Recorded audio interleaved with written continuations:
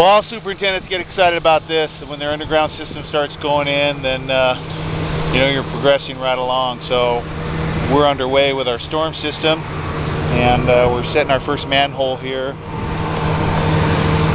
and running our lines towards building C and D.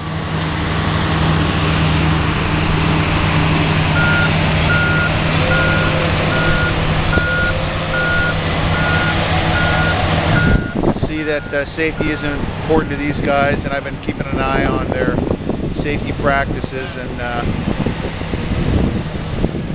been happy to watch the progress of not only their safety but also the installation of that pipe.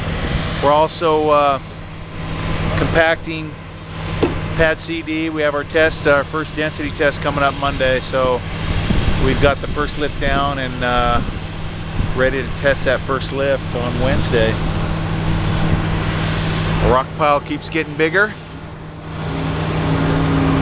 and the rest of the site, you can see, is changing at the same time that we're adding pipe. So today is Monday, the 28th of June. And we'll keep up on this pipe installation and